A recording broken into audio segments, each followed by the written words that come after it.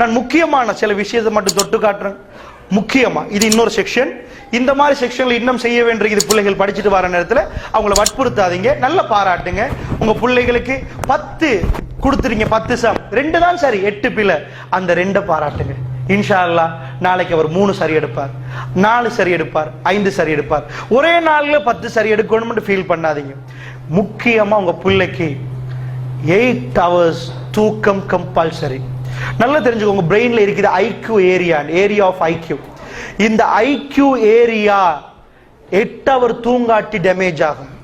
இங்க முன்னேற நினைக்கிற எல்லாருக்கும் சொல்றேன், 8 hours தூங்கணும் ஒரு மனுஷன் கம்பல்சரி.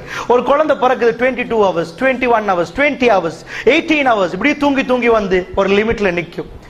இந்த இடத்துல ஒரு குழந்தை 8 hours தூங்கணும் படிக்கிற புள்ள.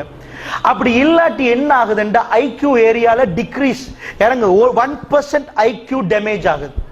1% ஐக்யூ டேமேஜ் ஆனா அவருக்கு மெட்ஸ் விளங்காது, குறைஞ்சு குறைஞ்சு போகும். இவர் படிப்பாரு, தூக்கம் இல்லை, ஆனா படிப்புல நாங்க அளக்கிறதுக்கு ஒரு 3 இது இருக்குது. ESR, encoding, storing, recalling. இதுதான் படிப்பு.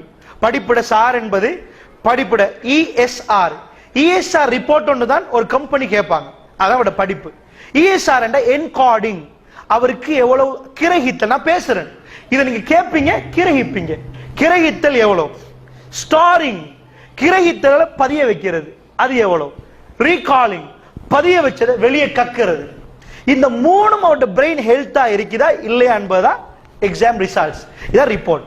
இப்ப பாருங்க, ESR என்றா முதல்ல என்கோடிங், பிள்ளைக்கு என்கோடிங் நடக்கணும், சொல்றது விளங்கணும். அதுக்கு 8 hours கம்பல்சரி தூங்கணும். பெரியவர்களே, ரசூல் ஸல்லல்லாஹு அலைஹி சொன்னார்கள், இரவுல பஅதல் இஷா அவர்களுக்கு வீணான எதுவுக்கும் இடமில்லை, தூக்கத்துக்கு போயிடணும்.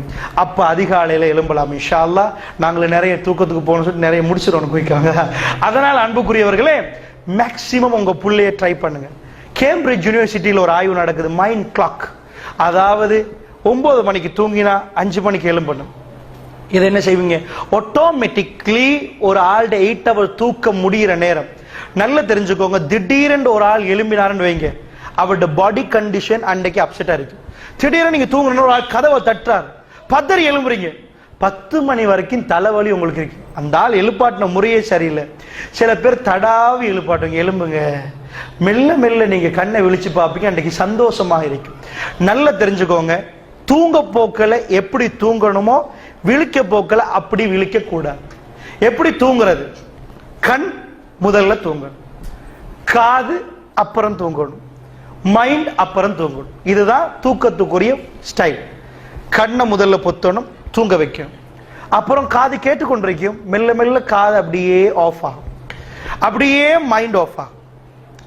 எலும்ப போக்கல, அதாவது மைண்ட் ஆஃப் ஆகும். நான் சொல்லுவது மைண்ட் வேற ஒரு டிரெக்ஷனுக்கு போயிடும்.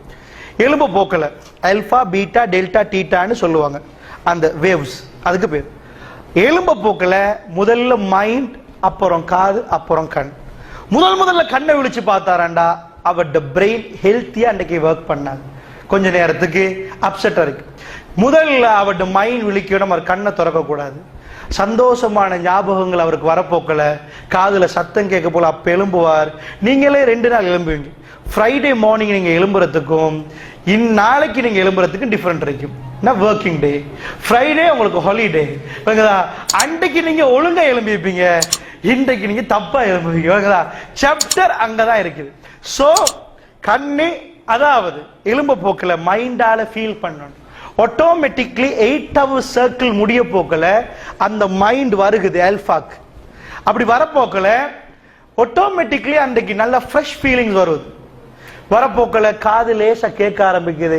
இப்ப லேசா கண்ணை திறக்கிறீங்க, உங்களோட பாடி பெஸ்ட் பிளட் சர்க்குலேஷன், நல்ல மைண்ட இது பண்ணி கொண்டு நீங்க எழும்பலாம். இப்படி ஒரு புள்ளைய 8 hour சர்க்கிள் கம்ப்ளீட் பண்ணி எழுப்புங்க. ஸ்கூலுக்கு போனா டீச்சர் சொல்றது குயிக்கா விளங்கும். உங்க பிள்ளைக்கு என்னன்னா டீச்சர் சொல்றதே விளங்குது இல்லை, விளங்குது மாமா ஒரு கிழமையில மறக்குது, பிரெயின் ஹெல்த்தி இல்லை. சோ இது முக்கியம்.